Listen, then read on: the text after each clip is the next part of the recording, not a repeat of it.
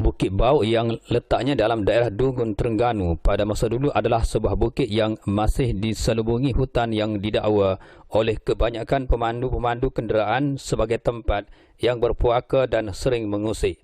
Seringkali pemandu berkenderaan yang melalui bukit tersebut pasti akan terserempak dengan pelbagai jelmaan makhluk halus dalam rupa paras manusia.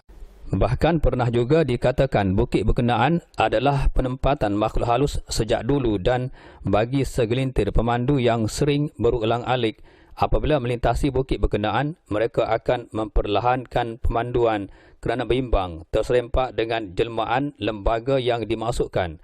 Sering terjadi ialah lembaga perempuan yang sedang memangku anaknya akan sering melintasi laluan itu.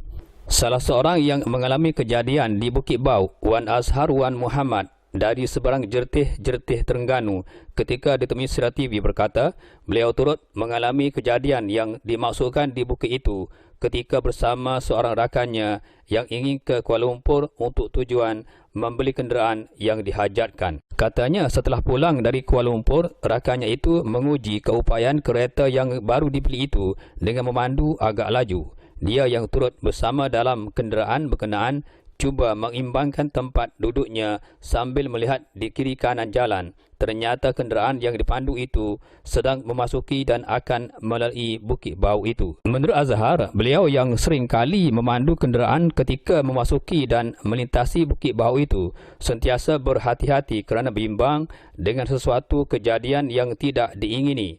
Dalam keadaan corak pemanduan yang dianggap terlalu laju itu, beliau menasihatkan rakannya itu supaya memperlahankan kenderaan dan berhati-hati, tetapi rakannya itu tidak mempedulikan amarannya. Sebaliknya, beliau diminta bersedia di tempat duduk sahaja.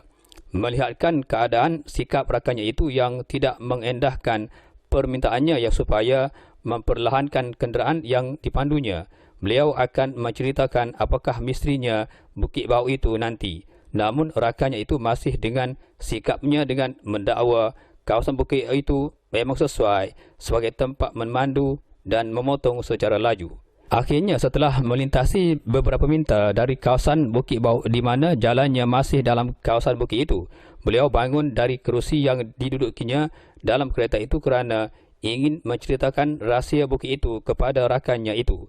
Walaupun sempat beliau cuba membuka rahsia dan misteri bukit berkenaan, dengan tiba-tiba beliau terlihat makhluk terbabit berdiri di tepi jalan.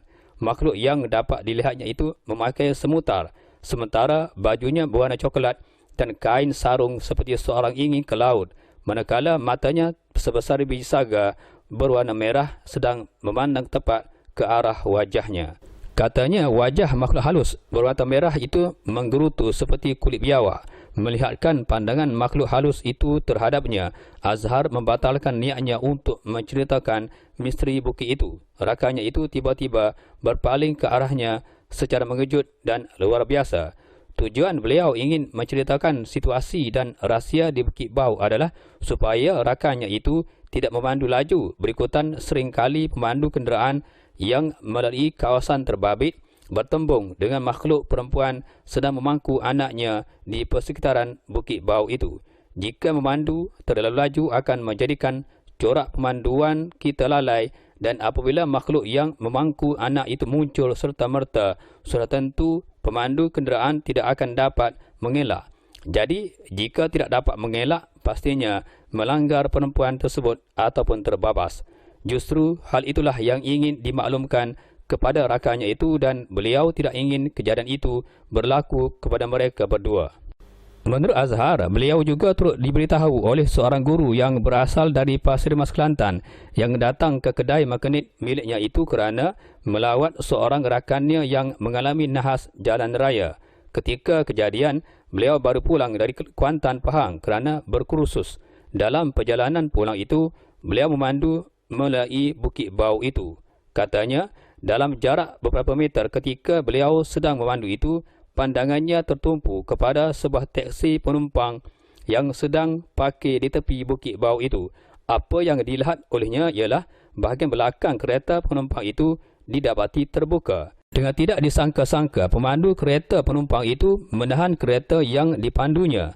Tanpa mencurigakan hal-hal yang lain, beliau memberhentikan kenderaannya bersebelahan dengan kereta penumpang itu lalu bertanya tentang masalah yang dihadapi oleh mereka di situ. Kata pemandu kereta itu, dia ingin menumpangkan seorang gadis yang ingin balik ke Kota Baru, Kelantan.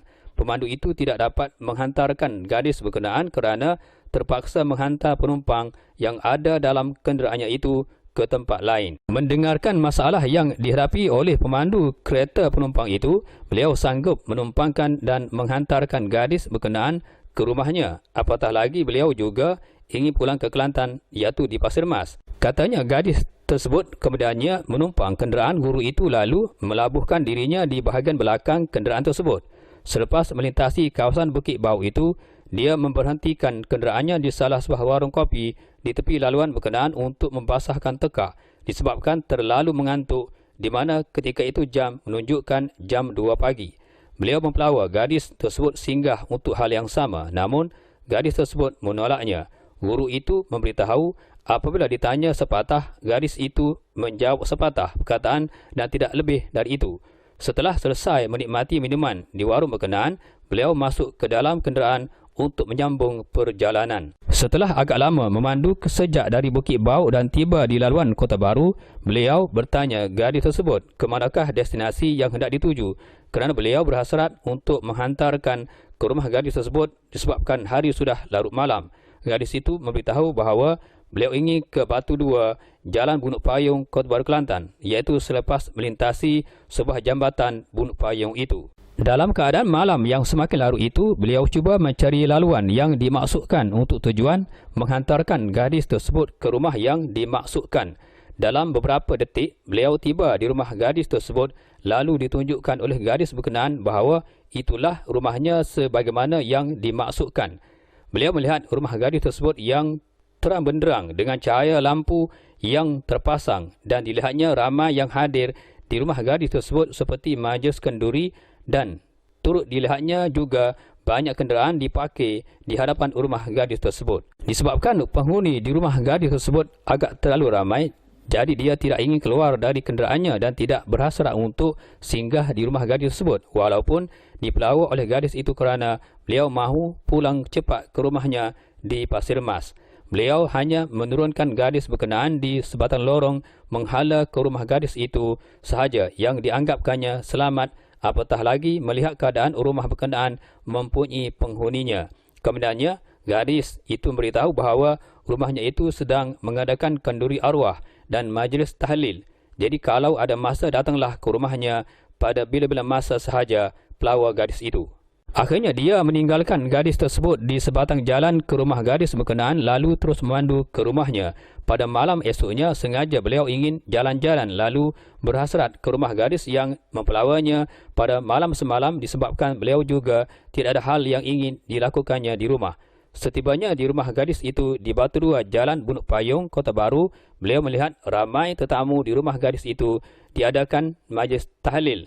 Untuk siapa majlis itu beliau tidak tahu dan tidak bertanya. Setelah duduk di suatu ruang di rumah gadis berkenaan, semua yang hadir dalam majlis tahlil di rumah gadis itu pada malam berkenaan tertumpu memandang ke arahnya.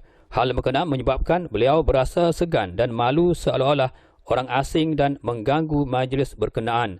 Apatah lagi, gerak hatinya seolah-olah memberitahu dia tidak dijemput untuk ke rumah itu dan kalau ada yang menjemputnya, siapakah gerangannya. Justru melihatkan keadaan itu beliau agak tidak tergama untuk menjamah dan menikmati makanan yang dihidangkan. Lalu beliau melangkah turun dari rumah itu untuk menghilangkan rasa malu yang dialaminya sebentar tadi. Pada masa itu beliau cuba ingin memberitahu tuan rumah kenapa beliau boleh hadir di rumah berkenaan pada masa itu adalah atas jemputan gadis yang ditumpangkannya malam semalam. Katanya, oleh kerana dia berasa malu dengan tetamu yang hadir itu agak ramai dan melihat ke arahnya, dia pun melangkah turun dari rumah itu perlahan-lahan. Setelah kedua-dua kakinya berpijak ke tanah, dilihatnya orang ramai yang sedang menikmati hidangan dalam rumah itu termasuk gadis yang mempelawanya datang ke kenduri arwah di rumah berkenaan tiba-tiba hilang. Tambah Azhar terkejut dengan kejadian itu, beliau mencari pemilik rumah yang akhirnya disapa oleh tuan rumah terbabit iaitu seorang lelaki separuh usia yang dipanggilnya sebagai Pak Cik. Dia menceritakan hal gadis yang ditumpangkannya dari Bukit Bauk, Dungun, Terengganu untuk dihantarkan pulang ke Jalan Bunuk Payung, Kota Baru dan dia hadir pada malam berkenaan kerana dipedawa oleh gadis terbabit sempena majlis tahlil dan kenduri arwah. Katanya, Pak Cik itu merenung ke arahnya lalu memberitahu gadis yang dimaksudkan itu adalah anaknya seorang jururawat yang telah meninggal beberapa tahun lalu akibat nahas jalan raya di bukit tersebut. Pak Cik yang dimaksudkan itu bergegas memperlihatkan kepadanya album foto anak gadis yang dimaksudkan itu. Pak Cik itu berkata dia tidak pasti dengan kejadian majlis kenduri sebagaimana yang dilihat oleh guru tersebut, sama ada jelmaan jin atau jelmaan ruhnya pada ketika itu yang memperlihatkan wajah makhluk itu sebagai anak gadisnya. Pak Cik terbabit turut menunjukkan pusara anaknya yang telah dikebumikan berhampiran rumahnya itu. Menurut Azhar, sebagaimana yang diceritakan oleh guru terbabit kepadanya, menyatakan beliau percaya sebuah kereta sewa yang diparkir di tepi Bukit Bauk yang dilihatnya tempat barangan terbuka. Wajah pemandu kereta terbabit yang menahannya untuk menumpangkan gadis dan juga gadis yang ditumpangkan dalam keretanya adalah jelmaan makhluk halus semata-mata yang sengaja ingin memperdayanya dan bukannya manusia sebagaimana yang dilihatnya. Menurut Azhar, guru terbabit yang menjadi mangsa permainan makhluk terbabit agak malu dengan tuan rumah kerana tuan rumah tidak pernah mempelawanya ke rumah terbabit pada malam berkenaan. Kata Azhar lagi, guru tersebut kemudiannya perasan bahawa gadis yang ditumpangkannya sejak dari Bukit Bauk ke Kota Baru itu adalah makhluk halus yang menjelma seperti manusia. Malahan majlis tahlil dan kenduri arwah sebagaimana yang beliau hadir pada malam terbabit tidak wujud dan sejak itu beliau mula berhati-hati. Inilah permainan makhluk halus yang sengaja ingin menjadikan orang yang lemah sebagai mangsanya. Justru berhati-hatilah apabila memandu di kawasan agak luar biasa dan di kawasan yang jarang dilalui atau dikenali kerana sesuatu yang pasti berlaku adalah gangguan dan jelmaan makhluk yang tidak disangka, apatah lagi jika jelmaannya dalam rupa manusia. Jika memandu laju, natijahnya adalah terbabas dan berlakunya nahas.